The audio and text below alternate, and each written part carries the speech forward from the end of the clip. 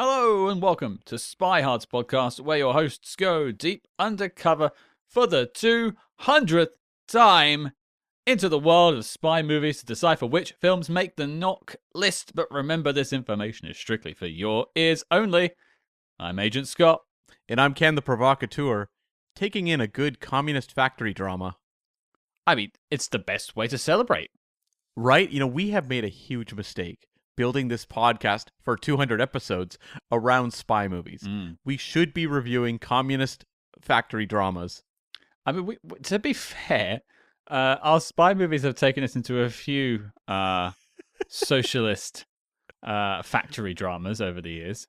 We probably have reviewed more factory dramas than just about any podcast just via this podcast. we wouldn't have spoken about Tartu for half as long if it didn't include that factory scene. That's true. And I'm sure Big Jim McLean complained about factories at some point. Well, I'm sure its lead did. Yeah, no kidding. Anyway, but yeah, I mean, we're not going to do a big old deep dive like we did at the 100 mark. I think we're going to save that for 250 episodes. So we might go back and look at the knock list at 250. But we did just want to take a moment to pat ourselves on the back because, frankly, you guys all can't lead in through our ears or through your ears or through someone's ears to pat us on the back. So we're going to self-congratulate. That's right. This little podcast that started as a pandemic fever dream. And is now a not pandemic fever dream. People are like, really? You guys, there must be something really wrong with you at this point. We're like, yeah, there is. You're still talking about spy films? Like, isn't there like only a few of those? Why are you still doing it? Have you done Johnny English yet? Have you done Austin Powers yet? Nope. Have you done all the Mission Impossibles? Nope. All the Bonds? Nope. Like, what else have we missed? Let's point out our faults some more. Come on. I got an obvious one. The Spy Who Came In From the Cold is a big one. Oh, I was talking franchises, but yeah, I guess there is like that. Oh, franchises? I don't know if there's that many franchises we haven't tackled. Despicable Me. Boss Baby. Jack Ryan. Oh, the Jack Ryans. That's a big one. Kingsman. Haven't spoken about them yet. Also big, yeah. There's all those OSS films. Yeah, there's also the Bulldog Drummond films, the Euro spy films. Yeah. And of course, who could forget the Warwicker trilogy? I mean, Bill Nighy is our Lord and Savior. I mean, the Warwicker trilogy are the stakes that raised this podcast in the dream of one day tackling that particular series. It's actually what inspired us. It wasn't Bond or anything. It was just seeing Bill Nighy pretending to be a spy. It was just an inspiration, as George Lazenby would say. We just thought Warwicker Hards would be too difficult when it came for paying per letter for T-shirts and merchandise. Oh yeah, because we're really like selling those like hotcakes, Cam. Don't rub it in on 200 episodes, Scott. Everyone's listening to the show whilst wearing their Spyhards hoodies. We thank you all, I'm sure. That's right. Yeah. That's right. No, celebrating. I mean, there should be celebratory music playing in the background of this. Seldom do podcasts make it this far. And, you know, I could spend another hour waxing poetically about why, but it's because of all of you listening. I like Cam. He's all right. Yeah. But I do this mostly for all of you because you guys are so engaged. You love it. You're telling your friends, and we are still growing year after year. We may not be hitting the numbers of, you know, podcasts that are paid for by companies or anything like that, but there is a subset of people out there that really like their spy jinx, and we appreciate you all. Yeah, and also, and I've said this a billion times, but also your willingness to not only listen to the Bond reviews, but also to jump over to the World War II propaganda films and any other flight and fancy we like to journey down on this show. The Warwicker trilogy. I mean, that's the ultimate flight of fancy. That's where we end. It is W, like on our A to Z, so maybe that's our final 3 episodes. So when I went and saw Elton John on his farewell tour... Where is this going? Go on. There's a Kingsman crossover there. It's spy-related in some way. Sure. So at the very end of the concert, he basically goes up a ladder and gets on the yellow brick road and like disappears, kind of like Wizard of Oz, right? Well, he has a song.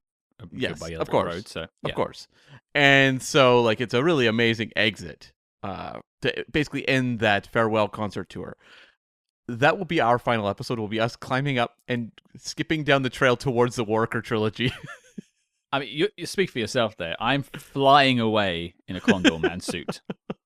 towards the Warwicker trilogy. Exactly, yeah. What a combination. Michael Crawford and Bill Nighy. And I'm just going to put you on the spot before we get to the review. I know you're chomping at the bit because we've got a good film to talk about this week, or it has a legendary status among spy movie fans anyway. Mm-hmm. But Cam, I'm going to put you on the spot. What do you think was your favorite moment of the last 200 episodes on Spyhards? That's so difficult, Scott, because I think I tend to look at it more as sort of the wider picture of being able to interview people who made the films I really love. So that's a lot of the Bond stars, but also just like, directors like Andrew Davis, for example, who'd made like a movie like Under Siege, which I loved when I was younger, and The Fugitive as well.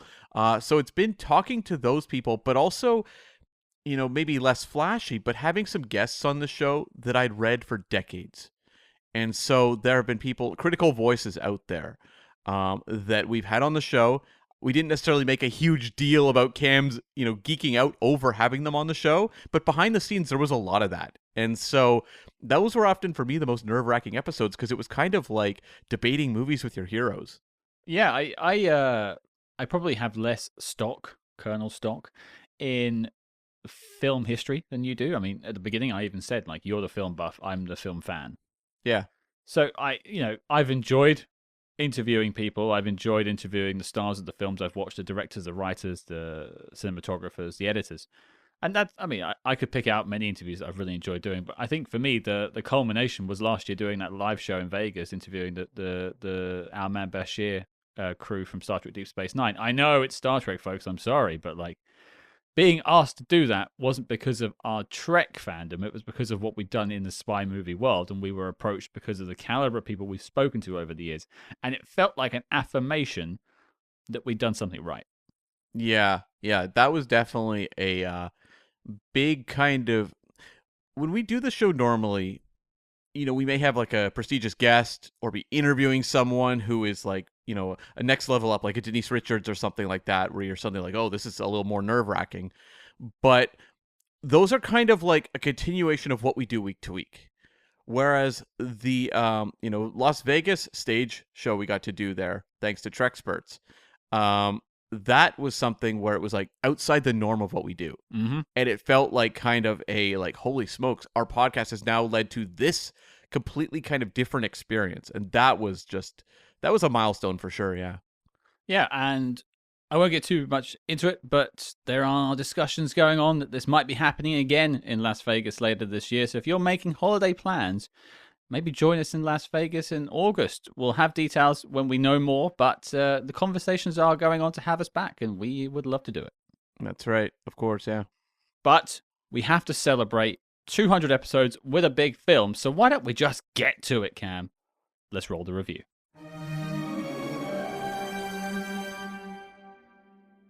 Here we go, Cam. It's 200 episodes. What are we celebrating with? Yes, we have gotten your letters, your tweets, your blue skies, or whatever they're called, and all the various other types of messages over the years. And we are finally going to do it. We are looking at 2006's The Lives of Others, directed and written by Florian Henckel von Donnersmarck. You have been practicing that. You know what it is? It's actually not me putting in any work for this episode. It's because he directed The Tourist in 2018, and so I wrote that name a lot of times when I was writing a review of The Tourist. Oh, wow. Because I wasn't actually going to do it. I was just going to keep saying the director. Oh, okay. Well, now I've raised the bar for you. Yeah, well, I'll lean on you now to say the name of the director. But yes, we have gotten all of your communique, and it's about time we did it. We know this one is beloved. And if you haven't seen The Lives of Others, here is your synopsis.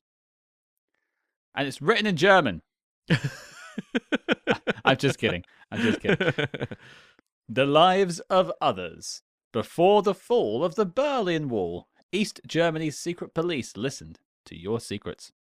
In 1983, East Berlin dedicated Stasi officer Gerd Weisler begins spying on a famous playwright and his actress lover, Christa Maria. Weisler becomes unexpectedly sympathetic to the couple and faces conflicting loyalties when his superior takes a liking to Christa Maria.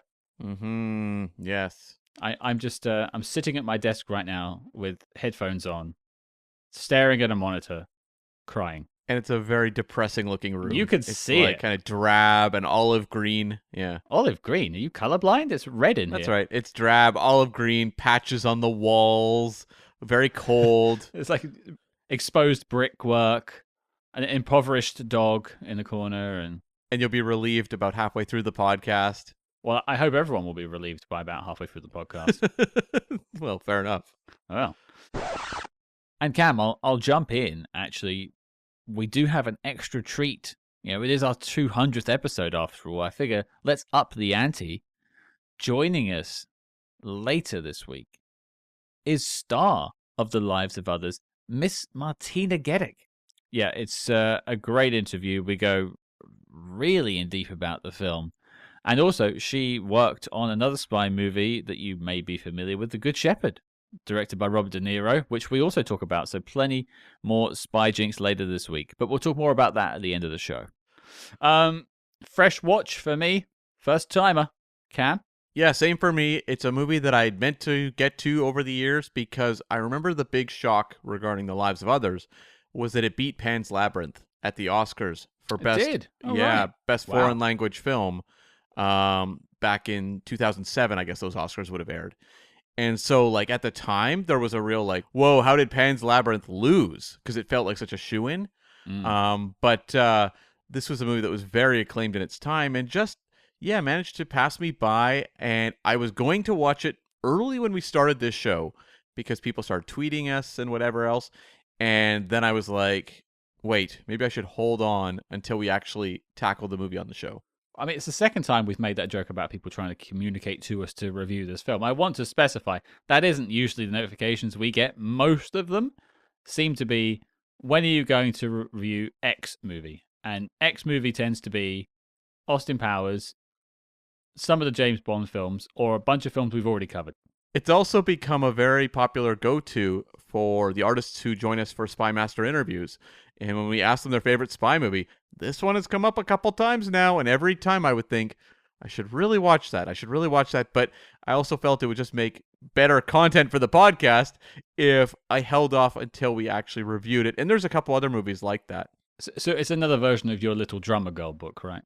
I've read it so many times at this point. Like it's in your nightstand. It's like your go-to when you need pacifying to go to bed. You're like, I know, it's Le Carre time. every single time I stumble across a new copy in my apartment because I have so many, Uh-huh. I have to read that one. Oh, right. So if I would ever stop stumbling across new copies of Little Drummer Girl, then I could read something else. But until then, Ironically, you're stumbling over your copies of Little Drummer Girl. There are so many in your apartment. I mean, I sleep under like piles of Little Drummer Girl books. There are pictures of Diane Keaton everywhere. You'd think you'd put like pictures of Florence Pugh up, but no. It's Diane Keaton. I mean, some people have wallpaper. I just have posters for the 1984 Little Drummer Girl all over the walls. It's not even any more of Keaton's films. It's just Little Drummer Girl. That's right. Yeah, none of her award-winning performances, just the one she was really lambasted for.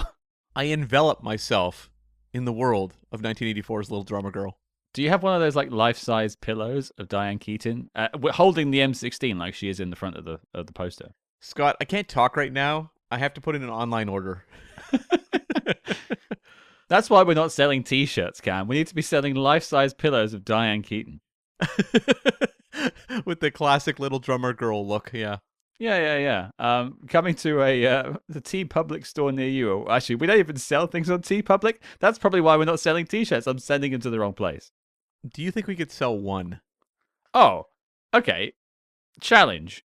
Yes, I think we could sell one. I don't. I think the price would be high enough that there's no way anyone would buy it, even ironically. I'm going to look into this genuinely because I want to sell one and then meet the person I sold it to and then take a picture with them and the pillow. You are going to get flagged investigating Diane Keaton life-size pillows. As if I'm not already for looking at pictures of like who do I most Google? Michael Crawford and Condor Man. Yeah. Michael Crawford. There's a Michael Crawford a fan club that I was thrown out of. Okay. I actually do have a story there, but we won't get into it. The lives of others, eh? Let's get back to the topic in hand instead of getting all silly, because people like us to be serious. Hold on. Was it called Michael Crewford? No. Okay, well, fair enough. It's for the best it wasn't, let's be honest. No, people say we're too silly. Let's turn the page, 200 episodes. Let's be deadly serious for the rest of the episode, hey? Yes, Yeah. yes. No jokes, no jokes, no jokes. Lives of others. We haven't seen it until now. Mm-hmm. You've heard the synopsis, but I'm genuinely curious. Cam, how did these others come back to life? So I mentioned the writer-director, Florian Henckel von Donnersmarck, and he is a West German-born writer-director who started out directing shorts in 1997, did a few of them. He did an episode of the German TV show Urban Myth Chillers, and then he made his directorial debut with The Lives of Others in 2006. Pretty impressive. Quite a feat. Yes. It makes us look terrible. Yeah. So, like, he was obviously given a lot of acclaim for directing this with relatively little to his CV. But, post that, did The Tourist in 2010, which, was a kind of not a flop. It opened badly, but it actually legged it out to make a decent amount of money. That was the Johnny Depp, Angelina Jolie film. Did it travel well? But I guess it did travel well. It was a terrible movie. And it got, I remember Golden Globe nominations for Best Comedy, but it wasn't a comedy. Oh, right. Okay. Yeah. I think the most memorable thing to me about that movie was that Steven Berkoff showed up at one point, and I was like, oh, cool, Steven Berkoff, that's fun. So, The Tourist was not well received at all. And, I'm sure if you were to go back and read reviews from 2010, they would be saying things like, what a disappointment coming from the director of The Lives of Others. It really was seen as sort of a sophomore slump. Sure. But more recently in 2018, he made a 3-hour epic drama called Never Look Away, which actually co-starred Sebastian Koch, who's in this film we're going to talk about today. And it was about an artist haunted by his childhood under the Nazis and the GDR regime. And it was ultimately nominated for Best Foreign Language Film at the 2019 Oscars, but lost to Roma. So that was kind of a bounce back for Florian Henckel von Donnersmarck, but we don't know what he's going to do next. Well, you know what they say. Play it again, Florian. That's right. And there was a little note I want to add. This director is 6'8". I thought that was fascinating. Whoa. Right? Wait, I can see him out my window. Florian, hey! He's like the tall guy on The Simpsons. The extremely tall guy. That's crazy. I picture the really tall doctor in Scrubs, so you only ever see the waist down because they shoot at normal head height. Yeah. I'm forgetting that guy's name, which is ruining the joke. But please continue. Right. And so, Donnersmarck was really affected of memories he had by visiting relatives in East Berlin as a child and feeling the fear in adults. And so that was sort of one of the nuggets that led to The Lives of Others.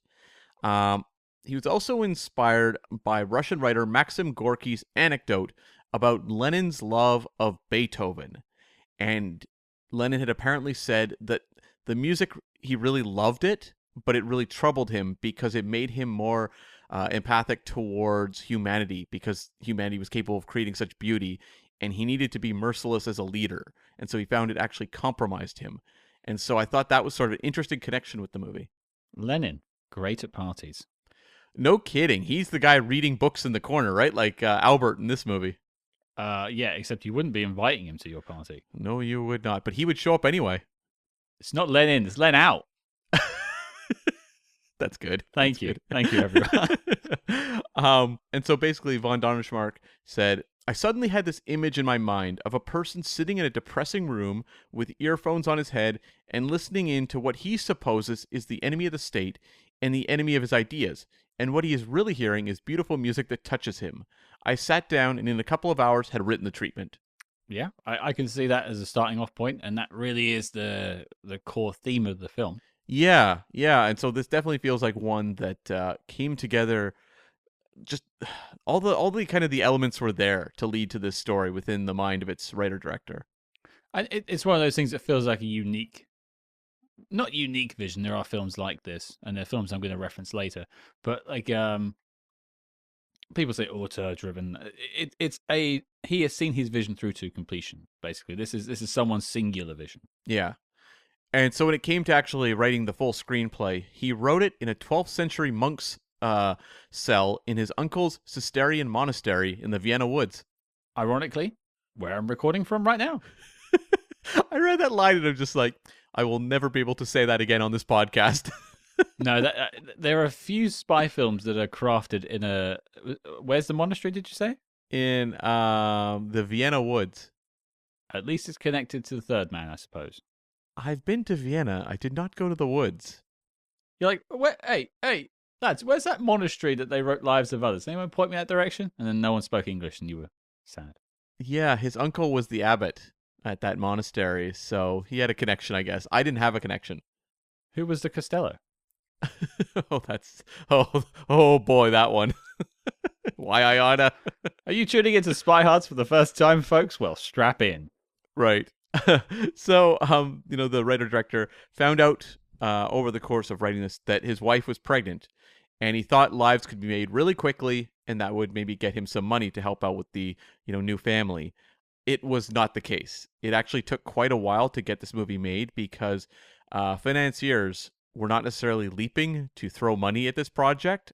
He said that one potential financier said they'd only make it if he made it a comedy. I'm going to run in front of this bus. But yeah, like, I don't know how you read the script for this and think, you know what? You know what this needs? Comedy. Who was the Costello? Yeah, that really doesn't work. No. And so it ultimately did happen. He was able to get money, but... well, obviously, we're here. Exactly. Because of the fact there was, somewhat limited resources, he made sure to map out every frame of the film with the cinematographer, Hogan Bodansky. And so there was, he said, no time for experimentation or improvisation. This was basically all, essentially storyboarded in advance. Sort of the same way The Fugitive came together so quickly. Yeah, or also I think of Hitchcock, who by the time he stepped on set was like, yeah, I know what this movie looks like. I've storyboarded all of it exhaustively, and why am I here? Yeah, he does seem to have that attitude about him. And I really respect it, because I feel the same way at work. That's right. And so there was a real attention to detail on this production. He even used the actual tape recording machines that the Stasi used. And it was basically like an obsessive attention to detail for everything, all the locations, the apartments, everything. I think I read that they went to someone from the sort of, I don't know, communist museum or something like that they have in Berlin, and they supplied it because he was, I think the guy who worked there was actually not hacked, but like had the same experience with the Stasi himself during the divide. Right. Yeah, that makes sense. So yeah, there was a unique vision because he was there. This person was there. Maybe it was a woman. I don't remember the exact quote, but that is how it looks so accurate. This movie does not, for example, feel like an American filmmaker taking the script and being like, oh, how do I do that? How do I capture that tone? This feels very much like a personal film that someone has more knowledge that they're able to bring to it. Well, it hasn't been Americanized anyway. Like, there's no explosions. Well, quite true, and no cameras spinning around the lead. Yeah. Stasi, assemble. I like that we're only describing Michael Bay films, really. Well, that was Avengers, but yeah, I guess you're right. Yeah, that's true. Avengers as well. Yeah, no, that's a good point. And so this movie, after it was made, was turned down by German distributors for being too dark and intellectual. And it was actually snapped up by Disney. Really? This is a Disney release? Yeah. Well, Buena Vista is a Disney-owned company. Subsidiary. Yeah. And so ultimately the Mouse House were the ones that were like, we love dark and intellectual. GDR. Yeah, exactly. Yeah. So the unlikely savior of this movie was Disney. I mean, it'll own us all by the time I'm dead. Well, exactly. Yeah. So the budget for this movie was $2 million. Domestically, it did 11.3. And when I say domestically, in North America, that's the way they sum these things up on, of course, Box Office Mojo. A little weird, though, when you're talking about a foreign language film.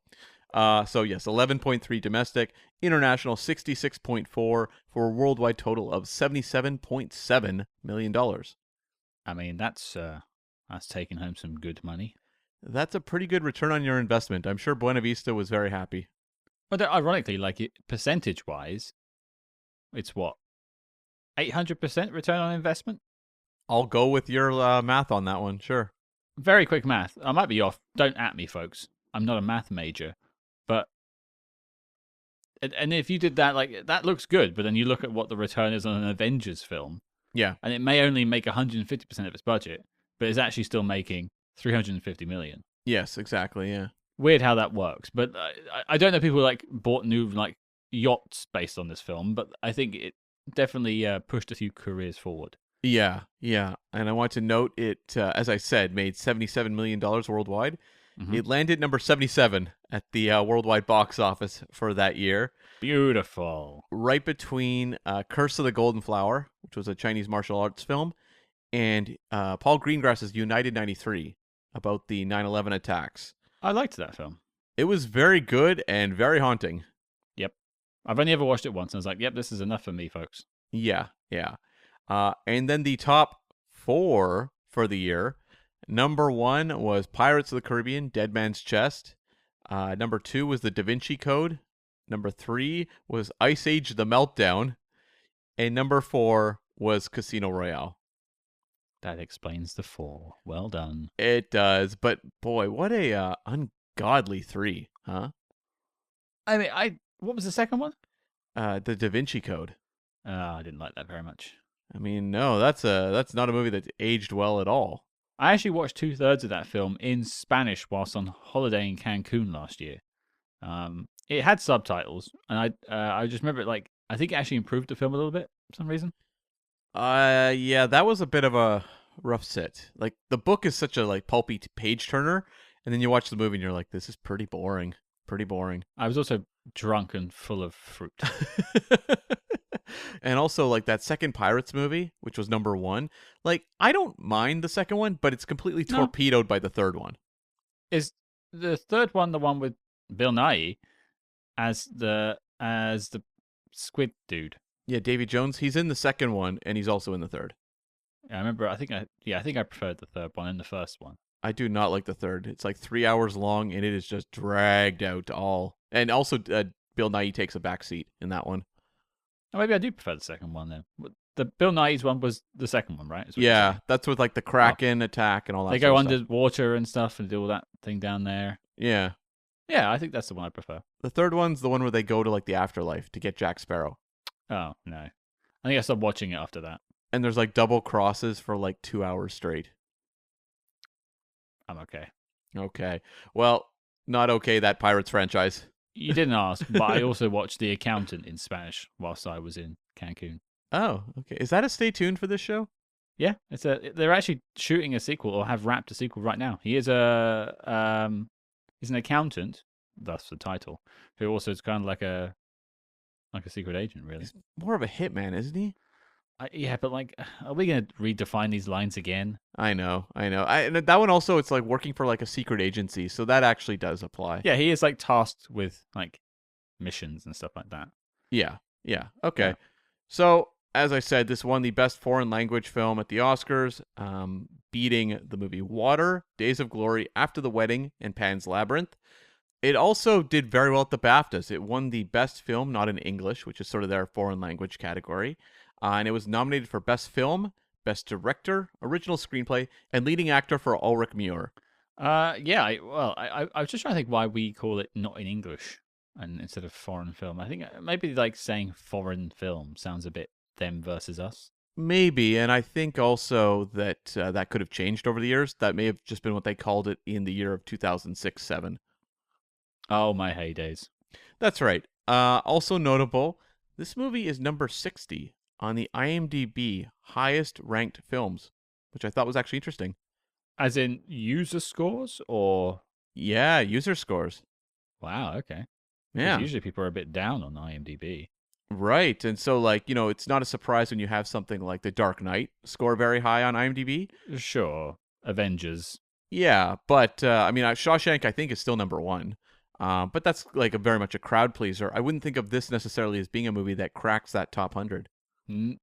Well, I don't know what's on the 100 to comment. Yeah. It could be full of, like, cinephile picks.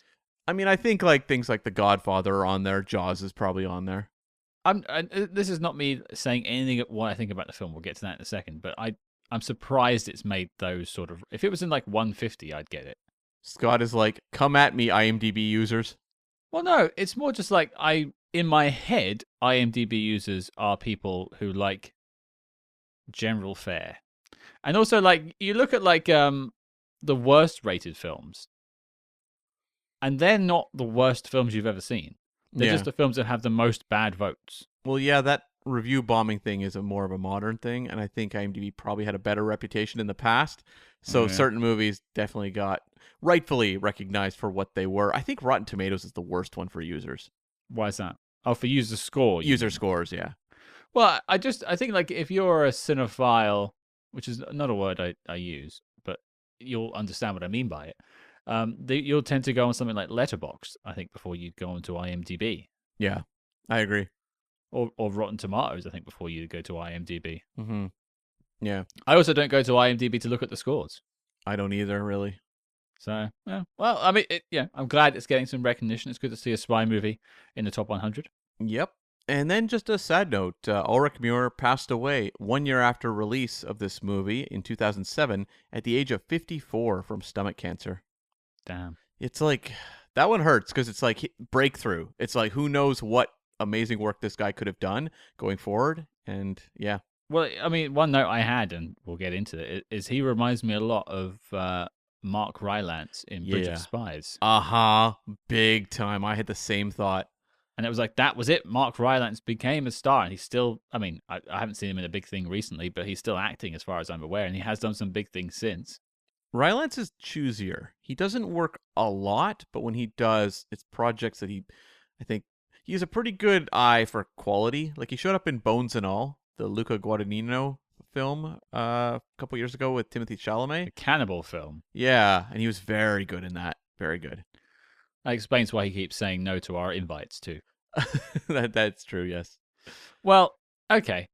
It's a fresh watch for us both. I'll lead us off. It's tough to tackle a film like this, I find sometimes. Like, it's all good to throw in jokes and stuff, but when you're faced with a film that is quite clearly a masterpiece, at the end, like and we will wax poetically about things that we liked, but the film is the thing that speaks for itself. Like, I absolutely adore this film. Yeah.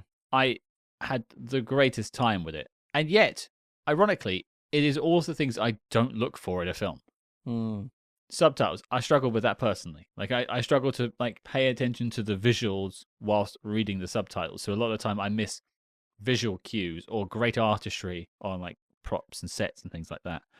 Or sometimes like acting nuance as well, because you want to look at the face as they deliver a line, but you're too busy looking down. Yeah, I definitely sometimes find that a bit of a struggle. Yeah, and also like it is a darker, moodier, more mean-spirited spy movie, which is not the form of spy movie I naturally drift towards. I am pulled more towards the action adventures, the things that make me feel uplifted by the end. But this is where this film changed me, because that's how I felt in the first 20 minutes. And like a flower growing out of concrete, something beautiful emerged.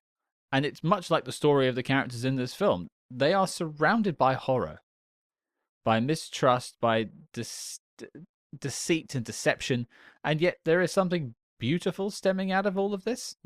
And it just goes to show how powerful art can be, not only on me, of turning me around on it, but also on the characters in this film. It turned a man who starts off this film as a full-on indoctrinated member of the Stasi, teaching other members of the Stasi how to be a better interrogator, how to sniff out moles, how to turn people against their own people. And by the end, he's doing that very thing. Yeah. And I just think, like, wow. Like, what a film. What a film. Well, it has, like, I think a really good grasp on, like, the thriller elements.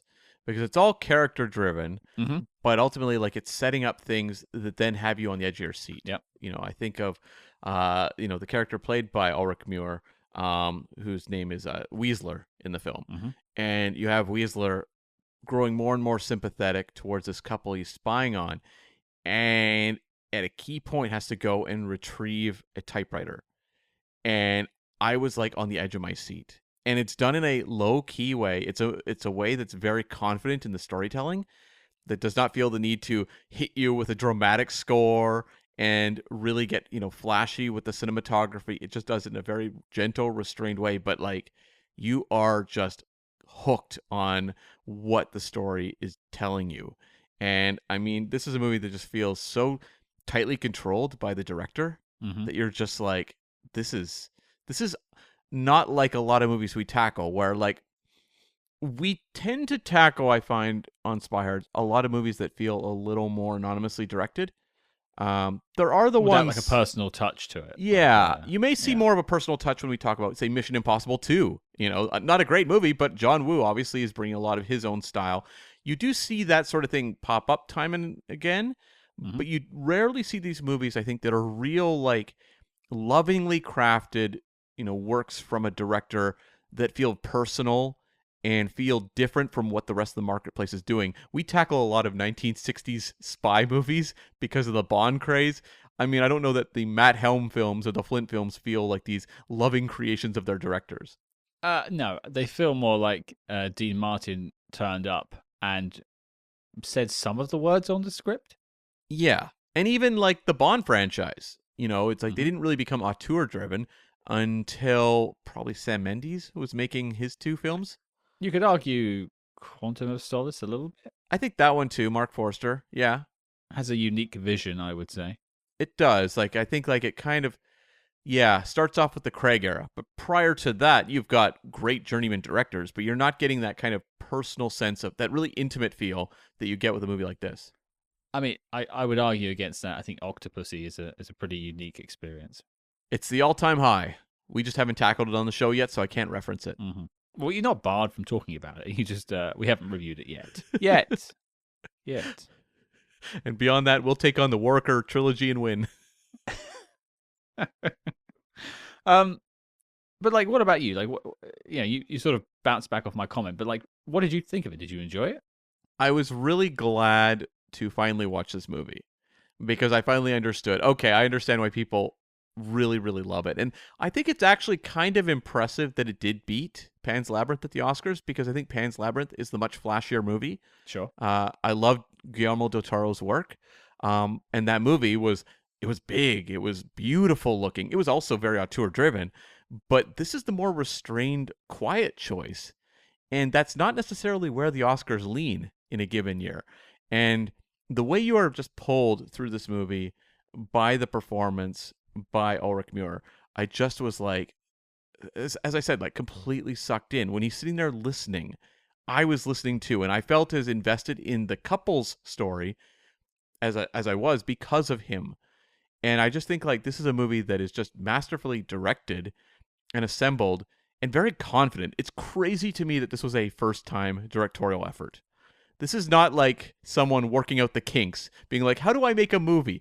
Spielberg's making like Duel and the Sugarland Express before he makes Jaws. This is someone who's just like feels fully formed stepping into the arena. Going back to Ulrich Mühe, I think like there's a restraint, there's a subtlety to what he's doing. And there's a lot of scenes of him just staring at a camera. Mm-hmm. In logistically, like he's staring at the cameraman shooting him whilst he's looking at headphones and just listening. The idea is he's listening. And a lot of actors would be tempted to be like, oh. oh. Oh. Like the Roger Moore. Oh, a woman. Did you say Roger Moore? I did now. Sorry, I just can't remove Roger Moore out of my head now in this film. Yeah. Oh my. His name is Jaws. He kills people. Okay. They're attempting re-entry. He's just typing it on his typewriter furiously. Re-entry. My mind's gone to other places. No. But he takes a step back from all of that. What could be seen as overacting, what could just be seen as normal acting. Because on the page it would say his character reacts to hearing something. He hears about the infidelity. He hears about the play that they're, or the message they're trying to send to West Germany. Yeah. And the world. But he just doesn't sell it. And you could also say that's actually really bad acting. Some people might take it as like he's just boring, like he isn't Mm. doing anything. But there is something underneath that restraint, and that is someone who is slowly being what some people might say is converted, what other people might say is being deprogrammed. Yeah. And whether that was the director's choice or his choice, I think it was absolutely marvelous. And to speak to your other point about the director, his name I'm not going to try to pronounce because I'll Right. butcher it. This is his first outing. I am bowled over with his confidence. Yeah. I just think like there's no fat on this. It is lean. I don't have any critique about it being too long. I was pulled in. I think it is structured well. I think it looks phenomenal. Mm. Like there's a thing we noticed. I think when we talked about Possession last year, which is also set inside of East Berlin during the Cold War, Yeah. or maybe it's in West Berlin. I can't remember, but it's by the Berlin Wall. No, it's East Berlin, and there's a real like sense of like a lack of personality, a drabness, a coldness to it. This feels like it takes it a step further, and not to the extreme of being a fantasy. It feels like this is exactly the hellscape that people were living in. And it says right at the start, I might go and see if I can find a quote, but there's a percentage of people that were basically all spying on each other Yeah. at this point of the Cold War. And I can firmly believe that. It really does feel like you were pushed to the edge where you were literally suspecting your neighbors of being spies at this Mm-hmm. point Mm-hmm. because the state media had converted you into that. And that is sold to us not by like banging us over the head with exposition or like all sorts of directorial trickery you could do or script trickery. It is sold to us by visuals. And that feels like someone who's been there and lived it. And that can only come from someone who has done that. Well, I thought also of the scene where Muir's character is bugging Sebastian Koch's character's apartment Mm-hmm. and realizes that the neighbor has seen something or heard something and goes over to her and basically says, we're going to destroy, I think it was her daughter's like career. She'll lose her place in university. That's what he said. Right. Okay. Yeah. And it's like, do you understand? Okay, great. You stay quiet then. And then you see later that neighbor come over to talk to Sebastian Koch or to help him tie a tie. That's what it is, to help him tie his tie. Mm-hmm. And like all kind of humanity of the interactions they would normally have are gone. And you see like she's just head down, not interacting, and just walks out the door. And you can kind of see like just through a little scene like that, the oppressive atmosphere that would exist. Because this movie is $2 million. It's not showing you the entire cityscape. No. It's not going and showing you the story of thousands of people. It's showing you just these intimate little dramas and letting you get a sense of the larger picture. And just the way that, you see Muir's character slowly start to warm, listening in on, Sebastian Koch and his girlfriend, played by Martina Gedeck. The way that they have their story, their concerns, their fears, their intimate moments, and how that opens up something to him, and he sort of starts to realize and maybe recognize that there's like a desire that he has for like a human connection that is a pretty normal thing, but under this oppressive regime has become a rarity. And so like you start to watch the movie through his eyes and experience it through him, where it's like that kind of like, oh, there's more to life than what currently exists, this very cold, just approach to duty, and that's all. And that's what ultimately makes the movie so tragic. Well, it's also really interesting, like the cycle in which people can fall into Mm. when you become indoctrinated in a certain regime or okay, I'm not gonna say other words here for fear of insulting people, but you lose a part of the self and you become just a cog, and you start to lose those human drives that are so unique to us as a species that you just become an automaton. And he starts the film almost as if he's the Tin Man from Wizard of Oz, connecting back to Elton John earlier. And he finds a heart by the end. I mean, technically, he had it all along if we're doing the Wizard of Oz story here. But like, he is without feeling, but he had an urge that he didn't know existed. But you see it throughout. Like, there are slow hints. There's a scene about a third of the way in where Ulrich Mühe's character is going back to his house. By this point, he's already had a prostitute over and stuff. Like, you're getting a feel of what his own life is like. Pretty soulless. Although I like that moment with the prostitute where he's like begging her to stay. Yeah, like he wants some sort of connection. He's craving something. He just doesn't know what it is yet. And then he comes back to his apartment again, and a kid kicks a ball into a lift. Yeah. Or an elevator, if you North Americans. And snobby North Americans that are elevators. It's called a lift, right? It's called a lift. It's called an escalator. You know, it's called, I don't know. What are some of the other big ones? It's called trousers, not pants. Oh, yeah, of course. Yeah, yeah. Pants. You wear pants under your trousers, people. Come on. Ay. Someone in America is imagining that I'm wearing 2 pairs of pants now because I wear pants under my trousers. I like to be warm. It's cold in England. Weirdly, one on your head. Who knew? Yeah, just the 2 legs are just waving around. In this monastery, it's quite breezy here. You're like those tube guys that they have at car lots that are like waving in the air. That's like the pants on your head. Yeah, but it's just me like blowing into them, going yeah, to try and blow them up. No, so it kicks the kid kicks a football into the lift, the elevator, and it's obviously apparent the people in this housing block he lives in know that he works for the Stasi. And this kid says, you know, my dad says, you know, is it true you're a Stasi? My dad says you're an asshole. And then he goes back to say, like, oh, yeah, what's your dad's name? As if, like, that sort of indoctrination's kicking in. He's going to get his dad's name and make his life a living hell. But halfway through the sentence, he feels a little bit of that humanity coming through. And he goes, what's the name of your ball? Yeah. And the kid's like, you don't give balls names, you silly old geezer.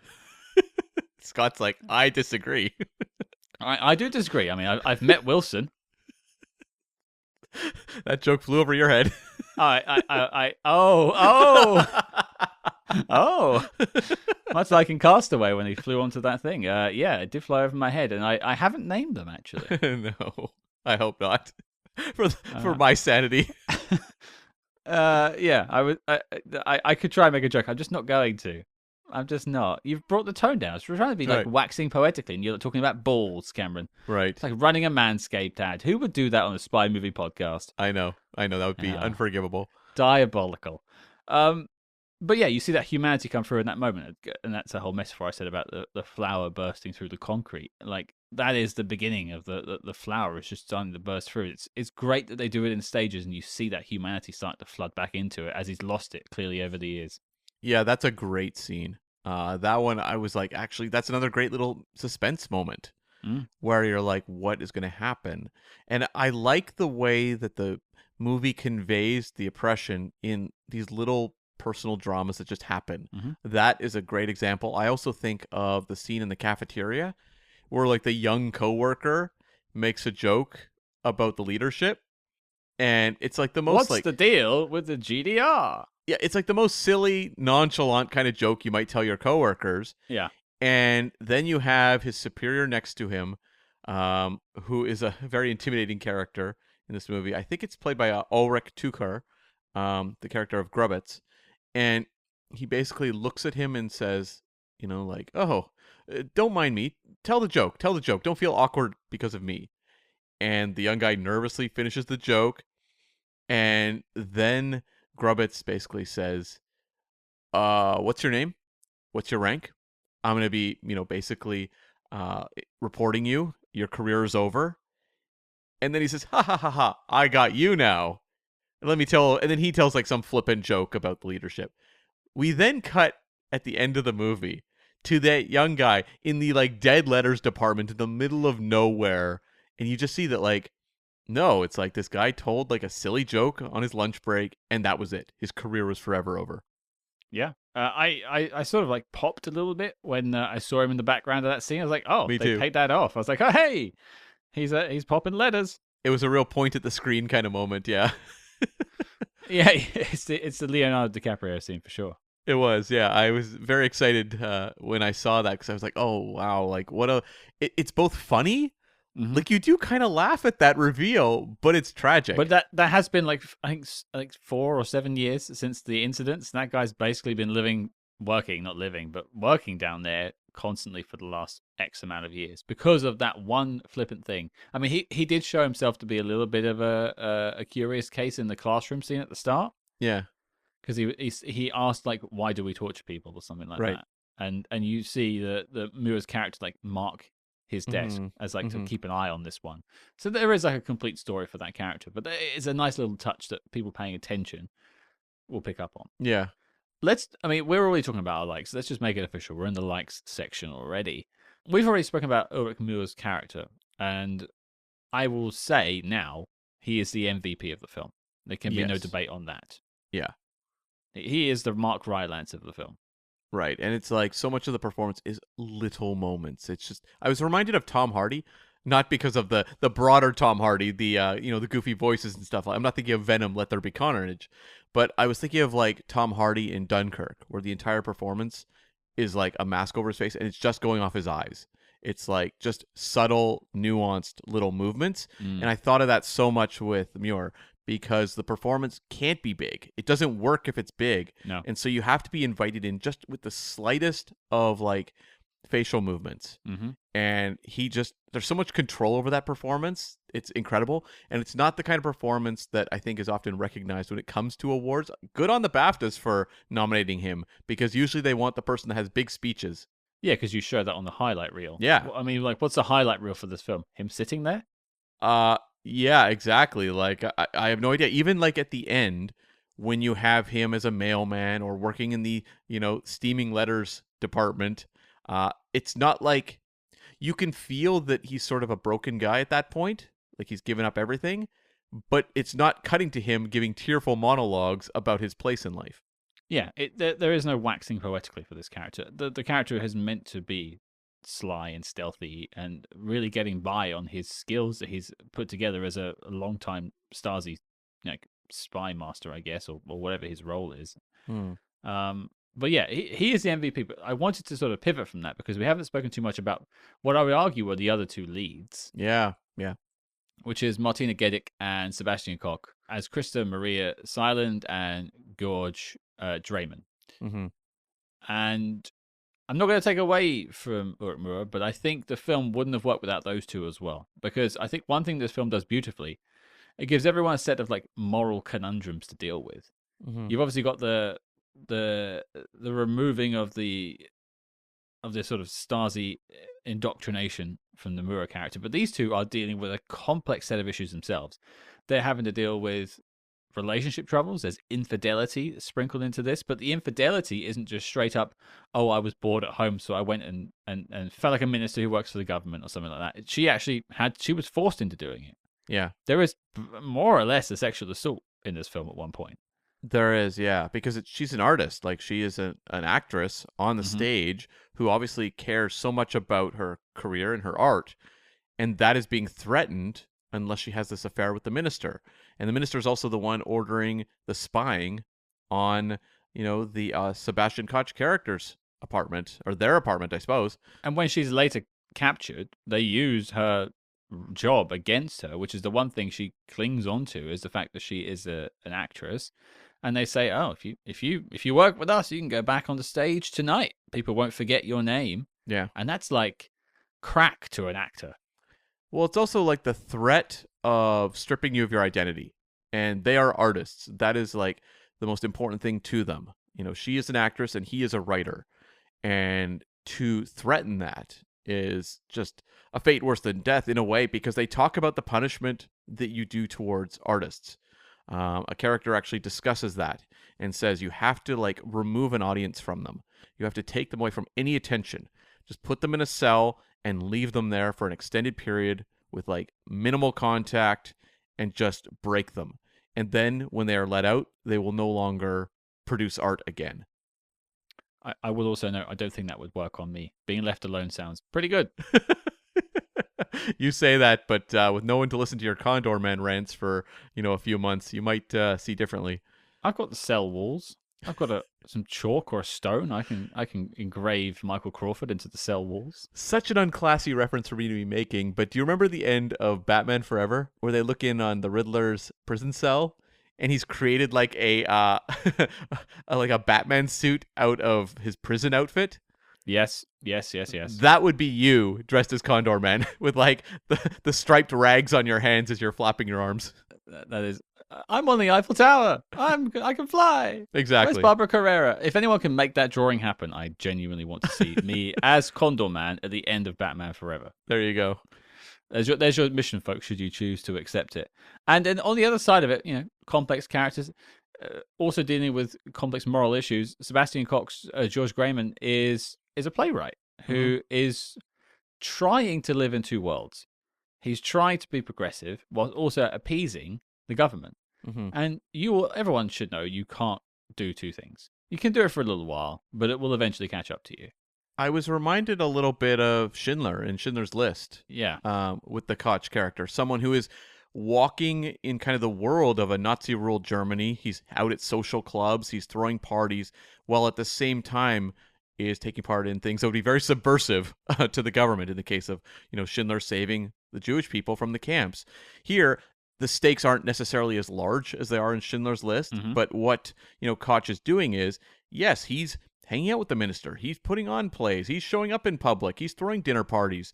But he's also writing basically the truth about the number of suicides happening under this regime that had stopped being reported or recorded, I should say, in 1977. And he wants that truth to be out there, so he needs to kind of play nice while also kind of sneaking this information out the back door and making the kind of these changes potentially happen. Well, it's interesting you mentioned Schindler's List because it's one thing I actually wrote down in terms of references. But ironically, I actually wrote down Ulrich Mühe's character as more of a Schindler because he is doing things to subvert the state and to allow people to survive. He's saving the life of, well, ultimately one person, but potentially more. Yeah, no, that's true. And ultimately, in both cases, they are men who are kind of content to kind of follow the line and just, live within their society, but are pushed to make these sorts of changes. They ultimately have a moral compass that just can't deal with all this sort of browbeating and indoctrination that's around them. That something peeks through eventually. Yeah. But what amazes me about all of these three stories could be their own film. And yet they're built to a point where they all work and complement one another. And that's just some good old storytelling. I mean, kudos to the director for also writing this, because this is some of the best character work I think I've seen in a spy film in quite a long time. And also, I think one of the things that's really important, and the movie probably breaks if you don't have that, is that those personal dramas going on between the playwright and the actress and their relationship, they have to be like the warmth of the movie. Yeah. And you have to feel the intimacy of their relationship and their home strongly enough that you understand why it causes cracks in the Mühe character and how it starts to affect change. And it works because it's not flashy. It's not the Hollywood romance on screen that you're like, oh yes, it's not saccharine. It's very real. And you can see how they have their moments where they have a problem and they're talking through a problem. But what that means to someone like Mühe, who's hearing a loving couple work through an issue together, he can't relate to this, and yet he feels drawn to it. Well, yeah, he's the only time you really ever see him touch another person in this film. Even when he's standing over the body of the lady character who dies at the end of the film, or commits suicide, I should say. Yeah. Is with the prostitute that he's paying for and won't stay. So he's craving that sort of intimacy. And obviously he's just not been exposed to it until then. I'm assuming most of his recent part of his career has been spent interrogating people. I would say so. Which is why he's teaching it. Yeah. It's been whatever was there earlier on. We don't know his backstory at all. No. But something was stripped away along the way. Yeah. Yeah. What about you? Something you want to bring up? Oh, Scott, this is so difficult. It's just the filmmaking.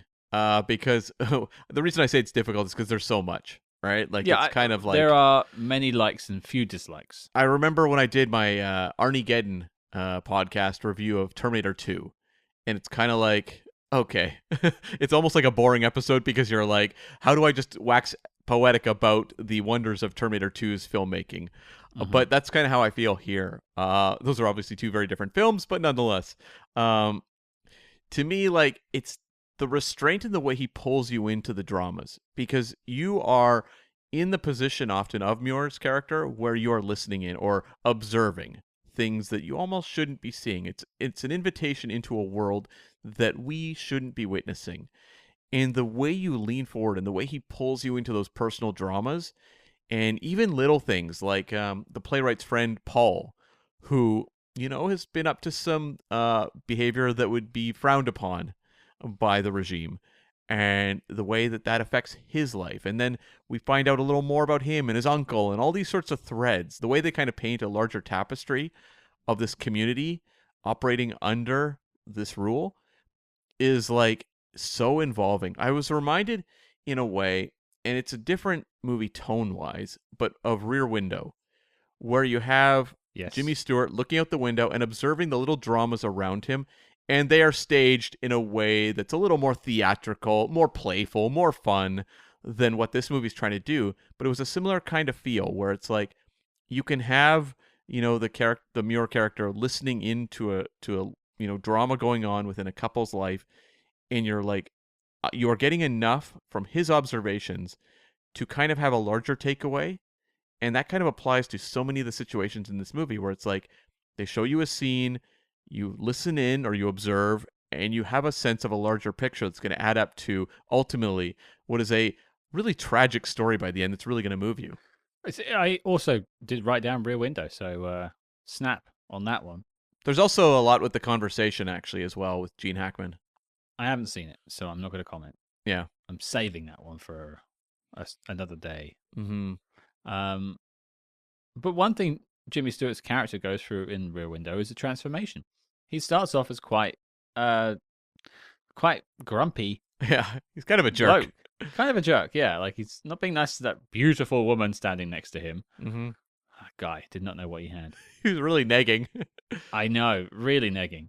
But by the end, he's a lot happier, and he's helped make a difference. Yeah. And it's that transformative process that I think you pay attention to in that film. And I think that is one of the things that this film does beautifully as well as the filmmaking, which I'll come back to in a second. But the fact that all the characters go through a form of transformation throughout.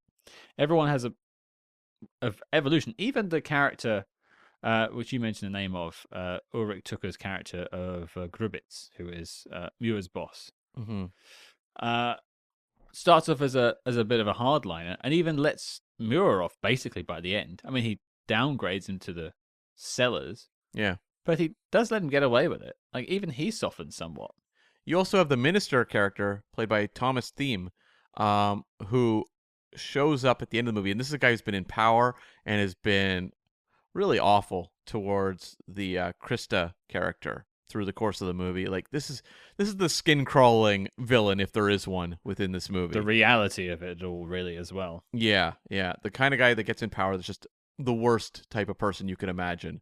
And, you get to the end of the movie, and, the Berlin Wall has come down, the world is a different place, and you have him talking to the Sebastian Koch character, and Sebastian Koch just being like, yeah, I was the one that wrote that article, and whatever else. And Thomas Thieme, you can see he still is trying to put on those airs that I am a ruler, I am someone who controls others, but all his power is gone. And you have Sebastian Koch basically just be like, how did we ever make people like you, a leader? And walks away. And then like the Hempf character, the Minister Hempf character, you see this moment of like just a fraction of vulnerability. It's like he kind of is still puffing out his chest and walking away, but you see that like recognition in his eyes that he's basically a nobody now. It's a beautiful moment. I almost feel like there should have been more power taken back in that scene. But this is really how that conversation would have gone down in reality. There would have been less fist pumpy moments in a real conversation. This is exactly what would have been said between two people, because they wouldn't have wanted to start a fight in the middle of the lobby. No, and that's one of the things about the movie is like it's the little tiny moments. It's not about like the big grandstanding finale where he opposes the minister and puts him down, puts him in his place. It's like just a slight insult and walks away.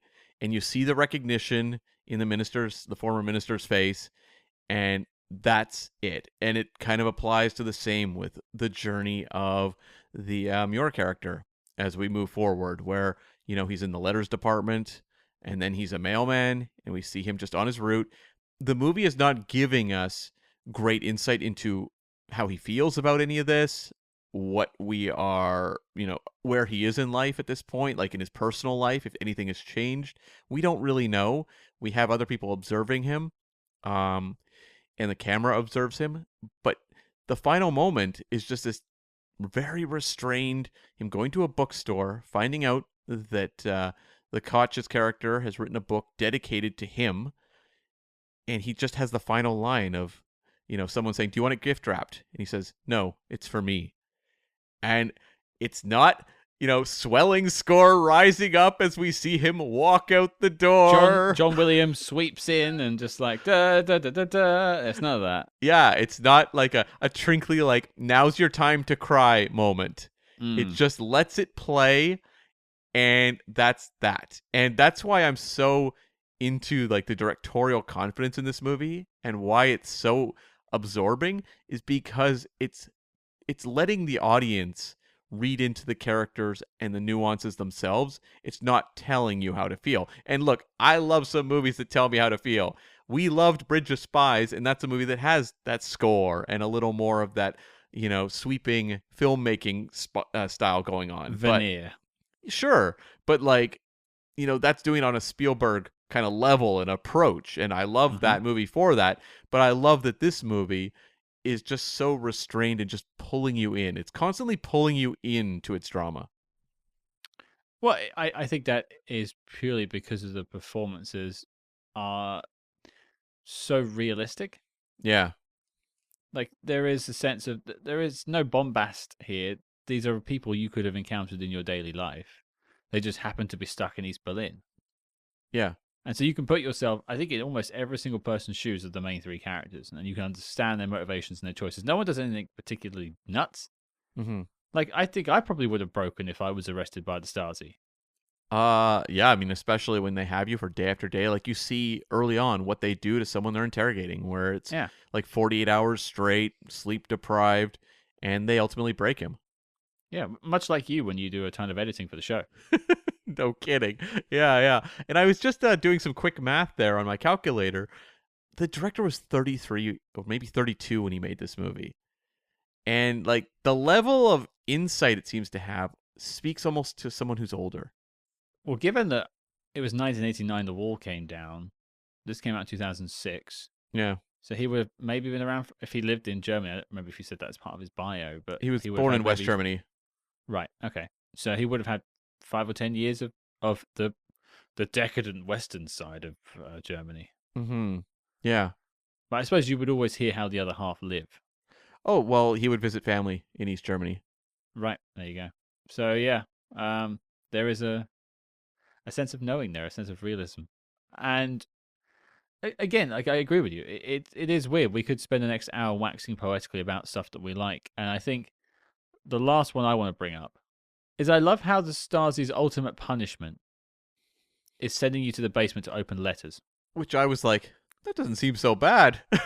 I wouldn't have minded it. Like, I could do that. Like, apart from the repetitive strain injury, but I get that from writing Condor Man posts on social media all day long anyway.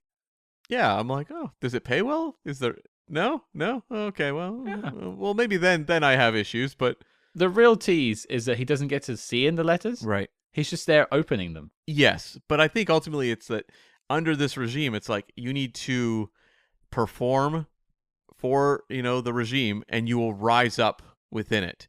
And to be struck right to the bottom forever is basically like you are a complete failure, and you will be recognized by all of your peers as a failure as well. Can't say I know what that feels like, Cam. Right? We interrupt this program to bring you a special report. Agents, where are you? Why do you hide? Follow that Patreon trail and make Spyhards your guide. That's right. From Spy TV reviews covering the antics of George Smiley, Jack Bauer, and the Slow Horses to reviews of non-spy movies from your favorite spy actors. There's no more secrets over on our Patreon. But Cam, tell the listeners about this week's top secret broadcast. Scott, we are closing out a franchise on the Patreon this month, perhaps the franchise. We are going to look at 1985's Wild Geese 2, starring Scott Glenn, Barbara Carrera, Edward Fox, and Laurence Olivier. Huh. Well, I think this is going to be a total blast, so spread your wings and join us in soaring into the sunset with the Wild Geese. For the second time. So deactivate Ghost Protocol and visit patreon.com/Spyhards to truly do things angel style. But before we close Channel D, on with the Spy Jinx. This is a section where we usually talk about dislikes. Yeah. I have a couple of notes, Okay. but I don't know if I can really take the film to task on any major element. Yeah, I'm kind of in the same boat. I would say that because the film spends a lot of time building up the Ulrich Mühe character, or spending time with him reacting to things going on around him, he is our protagonist, really. There is perhaps a little less time for the couple. Mm. And for instance, when she is arrested by the Stasi and eventually turns him over and all that jazz, I mean, it was for naught because Ulrich Mühe's character takes the typewriter back. Yeah. And everything's fine. And she ends up losing her life because of it. I didn't feel as much as I would have if it was a different story where they were the leads. Right. I think there was maybe a little bit of time or element missing where I maybe gave a little bit more about what they were doing. But I think that also, to acknowledge where I'm coming from a little bit, I've not lived in that type of a hellscape. Mm. I don't know what that desperation or that oppression feels like. I can only view it through documentaries or film or TV. So maybe for someone who has dealt with that in their life or comes from perhaps even Berlin at the time, could see themselves more in that couple and maybe perhaps a little bit of reserve they have. They aren't like screaming at each other at any point. When she cheats on him and he doesn't know why, there is obviously a reason why she does it. Yeah, he doesn't go at her or get angry at any point. He's just sad, which is, again, more realistic. But when you translate that to a film, sometimes people might view it as a bit more sedate. What I find interesting, too, is that, what we see of that, that story of that couple, primarily, is like an invasion of their privacy. Yeah. And that ultimately the movie leaves you kind of wanting to see more of their lives, yeah, which is ultimately invading their privacy even more. So, what we get is what we are largely seeing through the Mühe character, what he's listening to. There's obviously scenes that are omniscient where we just have George out, meeting with friends or whatever else. But by and large, when it comes to that relationship, that central relationship, that's all stuff that we shouldn't be seeing, and it leaves you oh, I'd like to see more of that. But what does that say about the viewer? It's like the director's also kind of going oh ho ho. Can't have too much. Yeah, exactly. You shouldn't have been hearing that in the first place. Yeah, you naughty perv, you. Yeah. Get out of the walls, Cam. And I think there should be some things that are just unknown to us. We don't know exactly what those pills are she's taking. Nope. It doesn't have a line where it's well, judging from the prescription bottle, it's blah, blah, blah, blah, and she took this for blah, blah, blah, blah, blah. We have no idea. And whether it was just some sort of mood-altering medication to help her get through the oppression she feels in this regime, don't know. You also don't know what tipped off the Stasi to Grayman's character in the first place. Yeah. There's no inciting incident. There's a scene in the play where they're not in the play itself, but there's a scene after the play where they're talking about the character, the Stasi, and the governor character, the minister character, are all talking about being suspicious of him. But no one ever says suspicious because X. I felt like he was bugging Draymond's apartment and everything, and the focus on Draymond all of a sudden was just because it was a romantic rival, and the minister was more possessive towards her. But that conversation happened before he made a pass at her in the after party. But was there something prior to that? We're not privy to it, and nor is it ever mentioned. Yeah, and that's the thing. It's the movie is kind of giving you these elements to read into yourself and to kind of come up with your own, answers. Yeah. What about you? Something, could you critique it at all? Anything you want to mention? Oof. I don't really have much for the critiques section. other than like That makes us bad reviewers, Cam. it does. Not necessarily. Not necessarily at all. If you can't come up with something bad, I don't know if that means anything. I'm joking to get the reaction out of you, and thank you for falling into You my got a trap. reaction. Now I'm angry. Ah, That's it. 200's the last episode. There will be no 201. it's Spyhards from us. Now it's time to cry hard. I don't have an extra one. Let's just keep going. Sigh hard. Anyways, Oh. yeah, I don't really have a dislike, honestly. Like, I could just be selfish and say, like, you could have made this movie longer. I would have loved to have known more about some of the other little dramas. Like, you have his friend Albert, who was a director that was blacklisted from creating art, and what his story is. What we find out, he commits suicide at a certain point. But, like, that character was intriguing. We never see it. We never really deal with it. It's more just that's happening on the sidelines. Yeah, and like that character was intriguing. Like there's all these little dramas you could have given me more of that would have felt like an even richer movie, but I can't really complain because the movie had a fantastic pace. It told its story incredibly well, and the fact it left me wanting more is a great thing. I completely agree. I love this film. I love this film. When I get stuck in this peculiar situation of loving a film enough and not being able to really point out any flaws that I've spotted, I sometimes turn to my peers. Okay. And when I say peers, I mean the idiots on IMDb. I thought you meant the child who dropped a ball in the elevator near you. Lift. It's called a lift, Cam. Yes. I don't mean you're all idiots on IMDb. I'm sure you're all lovely people. Some of you have problems of spelling, but if you've seen our social media, you'll realize I do too. So, and the overwhelming consensus of critique, not that there was much, it was a lot of 10 out of 10s, Yeah. was it had too many endings. One person even referenced Return of the King. You know what? Like, I understand what they're getting at because you have the leap forward 4 years, and then 2 years, and then 2 years again. Yeah. I guess it's tough because I love where we end. Like, I think it's a perfect note. I love the book thing. I love him going to find him.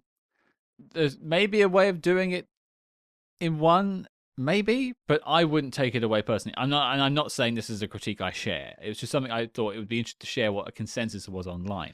Okay, so basically, the end of the main events. So Krista's suicide in front of the car.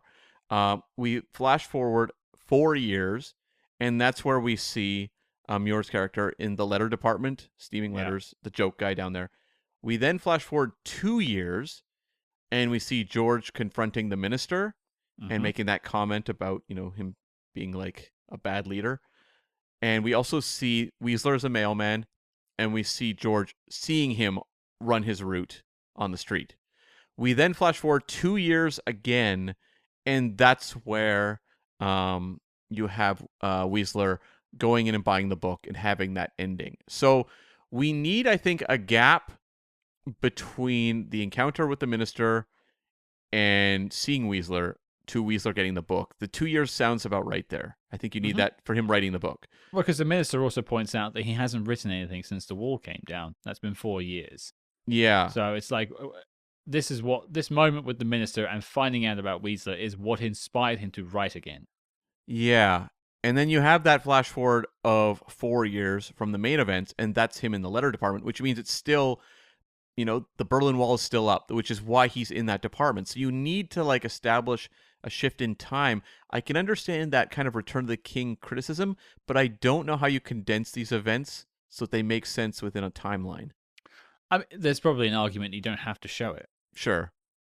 Like okay, you're giving a full arc to the Weasler character for sure. You're giving him a sense of catharsis by doing that, and the audience by giving that to the character, you're giving it to the audience. I understand it from a screenwriting perspective, and I don't share this criticism, but there's probably an excuse to be like, do we need to have him feel acknowledged? Yes, because I think that's ultimately what the movie's trying to say is the power of art. Yeah. And ultimately, we see that art has changed him over the course of the film. We see him tearing up, listening to George play the piano. and at the very end, a work of art was created dedicated to him. Yeah. I as I said, don't share it, but I can see the point. Because this Yeah. film is 2 hours and 10 minutes, I think, and those sort of appendices at the end take up about 15 minutes. Yeah. Yeah. I mean, I definitely had the thought when it was like 4 years, 2 years, 2 years. I'm like, that's kind of an awkward transition just to do, because you're asking the audience then to sit there and do mental math as to when this would even be. But when I lay out what's actually happening within those different time periods, it's kind of crucial. So I can understand. I would say that the movie makes up for the clunkiness. I agree. I do agree. This is not something I'm selling. It's just something I read online. I thought it would inspire some conversation. But let's get to the final notes section. I've got a couple of things to mention. Firstly, we drew parallels to a few things. Schindler's List to Rear Window. Mm-hmm.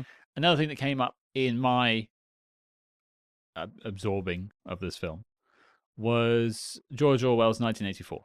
Yeah. And ironically, some of this takes place in 1984. Most of it. I think it was purposeful. Mm-hmm. You've got the star-crossed lovers of Winston and Julia in the book who are beaten down by the state, the indoctrination. They can't speak out against the injustices that are surrounding them, and they find a way to get the message out, or try to, and they fail. It's a bit of a darker ending in 1984, to be fair. I think Julia dies, if I remember correctly. Spoilers for a book that's been out for 100 years. I don't know if the ending is that bright in this movie for one character. I suppose they both do die, don't they? The female characters both die in that sense. Yeah. I don't know if she takes her own life, but she definitely dies by the hands of the state. Mm-hmm. So that's still true either way. Yeah. But there's a lot of like bits sprinkled around with 1984 that I picked up. I have reread it in the last year or two, so it was still quite fresh in my mind. So that was nice. A note from you, Scott, you just had a very classy literary connection there. And my first point is just to ask, who gives a salad fork for a birthday present? It's a back scratcher. What are you talking about? That's insane. What kind of nightmarish human being is doing that? The weirder thing is they gave one. I know. If you toss salad, it's with 2 forks. Yeah. Are they like re-gifting? You'd have to. Is that what this is? If we're going full Seinfeld here, is this a re-gift? It has to be. There's no way that any sane person would give someone a one salad fork for their birthday. I've got it. I've got the exact scenario where this happened. Okay, I'm at home. Just picture it. Picture it, right? Put it in your heads, everyone. Listen up. Just drink this in. I'm tossing salad. It's beautiful. It's got some vinaigrette, all kinds of green and red, and all kinds of oranges, all kinds of colors. It's the best salad ever. And then one of my salad tongs breaks. Yeah. I have to buy a new set. Now, I'm living in Eastern Europe and it's under communism. There's only one type of like salad fork you can get. And it comes in a pack of 2. Mm-hmm. So you get the new ones. You're like, well, I've still got one working one. What do I do with it? Oh, Draymond's birthday's next week. Wrap that sucker up. Do you think the person that gave him that secretly doesn't like him? Or maybe he's like, maybe Draymond serves really bad salad, and it's just like a hint to do better with your salad. Okay. Or maybe that was the minister's gift. Is that like a coded thing there you're trying to say, or are you just saying it's a really bad gift? It's just an evil man. Yeah, just the one salad fork, just like he'll never be able to toss salad with this. That's right. Or maybe it's maybe in sort of socialist and communist places, you only ever get one salad fork because the state gets the other one. Oh, okay. Yeah, sure. And then you can request someone to come and help you make salad. For everyone though, you have to do salad for everyone. Of course. Right. Yeah, I think we worked that through. I think so too. I think we made sense of it. I've got 2 comments, or two things left. One is it's quite funny, and when I say funny as in I'm laughing in a straitjacket in an insane asylum, of just how prescient and relevant this film is. Yeah. It's scary when you think the wall fell down in 1989, so that's 11 years ago, plus 25, so that's 36 years ago. basically the length of my life, and yet we feel closer to that than I think we did when I was younger.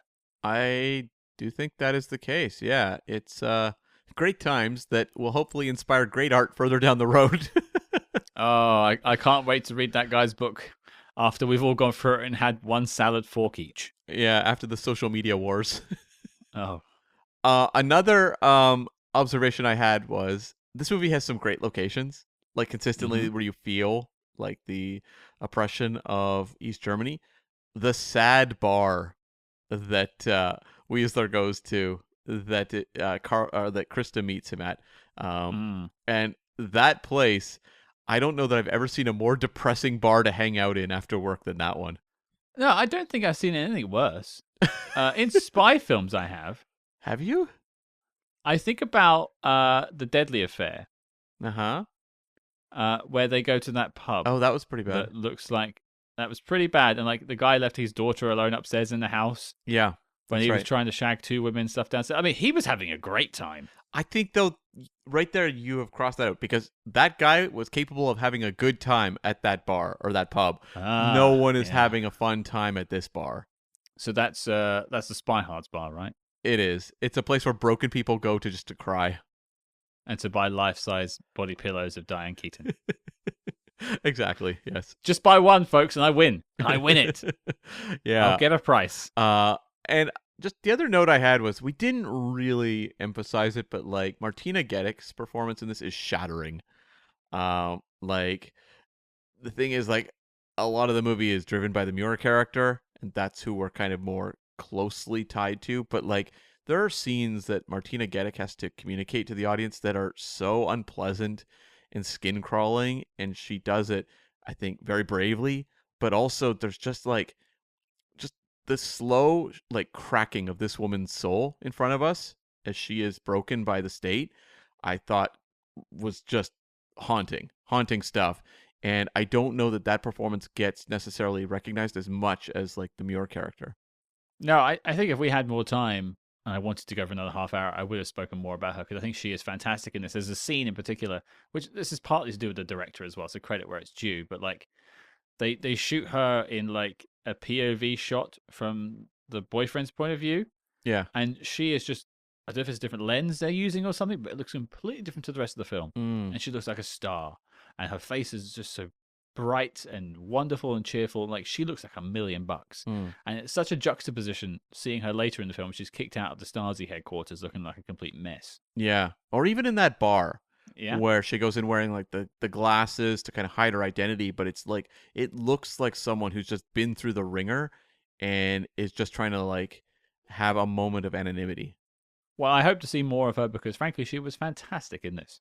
You know what though? I realized another connection though, Scott, speaking of fantastic, and that is Sebastian Koch, who is becoming the MVP of Spyhards, I think, because you start to look at this guy's credits. We saw him in Bridge of Spies. Yeah. And we also saw him in Black Book. This guy has maybe the greatest taste in spy films of like anyone we've tackled. He's picked some good ones. Yeah, and he was also in A Good Day to Die Hard, so we'll forgive him for that one. Well, I mean, of the 3 you've mentioned and this, we've reviewed 2 of them. We're reviewing the 3rd one, and the first 2 made the knock list. Yeah, this guy is like, as I said, this guy is on a Spyhards hot streak. Is he a knock list magnet? Oh, we'll find out. We'll find out shortly. But the last thing, I sent you a quiz to fill out, because I've never seen a film that was so obsessed with font and typeface. Yeah. For those who didn't watch the film, the Sebastian Koch character, Draymond, types his sort of essay about suicides in East Berlin on a typewriter that's illegal in East Berlin. They're not allowed to use it. They have to use a state-approved typewriter. And that's eventually how he is tracked down, is through the typewriter. They analyze the way he types and the fonts and everything. I was just like, I've never really seen a film deal with fonts so much. And so I sent Cam a quiz about what font are you? And now I want to hear your answer, but I'm going to take a prediction first. Okay. Is it Wingdings? It is not Wingdings. I'm sorry to disappoint. Damn. Well, I mean, do you want to take a guess at mine, or do you want to just read yours out first? I'll just read mine out. I got space BDBT, which is basically the Moonraker font. I think if you look at like Moonraker VHS covers. Cam, I'm going to show you something on your screen right now. It might show or not. You got the same thing. You know what it is? It's like as soon as you acknowledge science fiction, it gives you that one. Yeah, it says I got space BDBT, which is also kind of used in Star Trek as well. You can slightly alter it. It's basically a Star Trek font in the films. Yeah. But the reason it said we both are space BDBT fans is because space BDBT is a bit hard to read, much like this show. But the more you look at the sci-fi style font, the cooler it seems. Some people may call you nerdy or geeky because of your love of math, science, and Star Wars. Not really, but Star Trek. But once they get to know you, they find out you're a pretty cool person. Sure. I mean, that's my Tinder profile. Yeah, I'm a pretty cool person, I swear. Please acknowledge me and swipe right. But you always made the classic mistake of having first dates at that depressing bar from this movie. Yes, that's often why. And I approach them like the guy did in this film, right? Just completely out of hand. I've not set up a date. I just approach women randomly and tell them I'm your audience. She's like, I've got to go. I've got to leave. I'm more of a wingdings kind of guy. I got to go. Show's over. Well, okay. Speaking of the show's over. It's knock list time. And for those tuning in for the first time, Cam, why don't you tell people what the knock list is? The knock list is our tortured acronym for Need to See Official Classics of the Spyhards podcast, where every week after we've talked about a movie, we debate whether it belongs on the list of the essential spy films. The movies that, were you to hand this list to someone who's new to the genre, would be all killer, no filler, and movies that give a great representation of the spy genre. And there's a couple we've mentioned already on the show. Black Book, Bridge of Spies, that have made that list. You can go find the list in the show notes below. There'll be a link to it there. But I need to know, is it Operation Laszlo or Laszno? It's a Laz yes. Laz go. Right onto the knock list for me. I think, well, first off, just having episode 200 be a movie that makes the knock list, that's nice. That's nice. 'Cause I think our 100 was Spy Hard.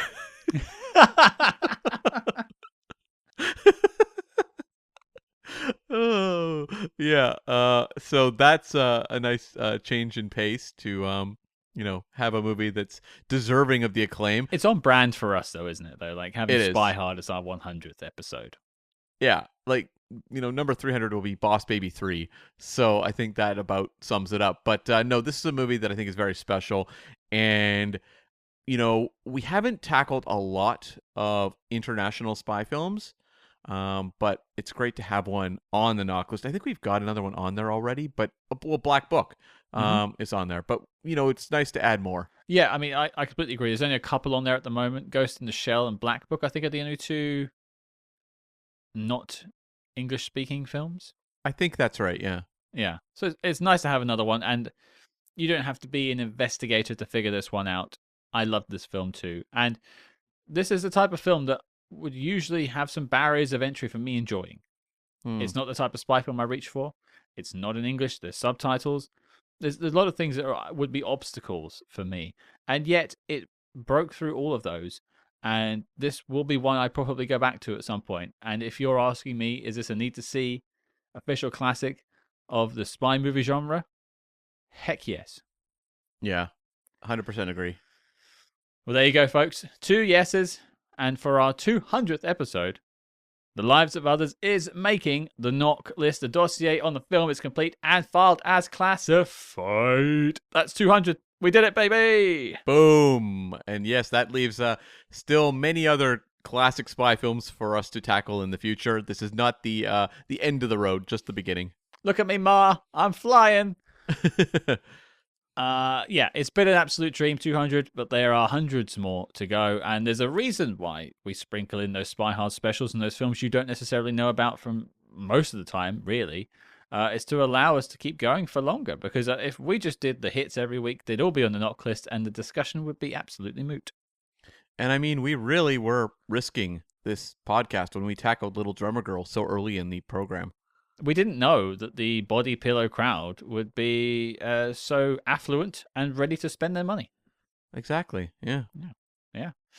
Well, I'm glad we decided that the Lives of Others has made a knock list, and we are going to make a Diane Keaton Little Drummer Girl body pillow. What a day. What a day.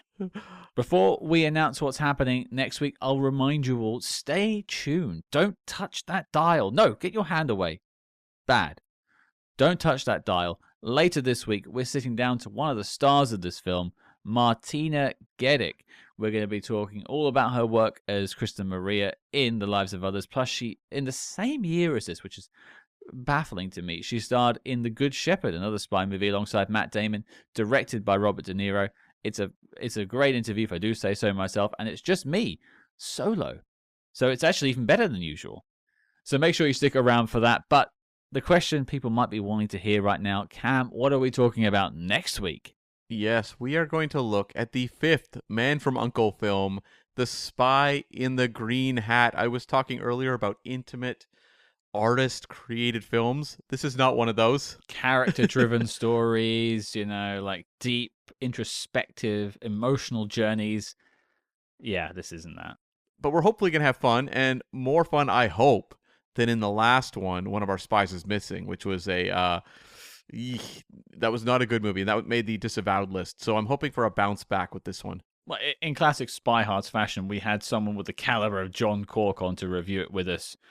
Such an abysmal showing that film was. But we've heard it from reliable sources that was the worst Man from U.N.C.L.E. film. So hopefully, much as D. Ream said, the only way is up. That's right. So your mission, folks, should you choose to accept it, is to join us next week as we head back to the 1960s with our favorite men from U.N.C.L.E. and tackle 1966's The Spy in the Green Hat. There seems to be a large number of spy films in colored clothing. It does seem to be the case, yeah. There are some tropes, yeah. Yeah. Well, I might try and chart something for next week. There's The Man with the One Red Shoe. I think there's one more at least that's springing to mind. The Man with the Black Shoe was the movie that Red Shoe was based on. Well, we have 3 already. Yeah. There we go. I'll see what I can find. But join us next week as we take a look at that one. If you like what you heard on the show and you want to support the show, we have 200 reviews, but over 100 episodes alongside that at this point. I think we're over 300 episodes total, and they're completely for free. But you might want more. Who knows? And the only way to get more, Roger Moore, is to head on over to our Patreon and sign up. Patreon.com/Spyhards. Plenty of levels to join in and help continue the Spy Jinx and get an extra bit of spice in your ears every week. We'd love to have you over there. We'd love to have the conversations continue about spy movies over there. We have a wonderful community who are frequently talking about spy movies. And on Patreon, we take a look at Spy TV. We always hear from you. We want to hear more spy television. Well, folks, we do it every month. But you have to come and hear it, and you have to pay for it. Because we got bills to pay, and they ain't cheap.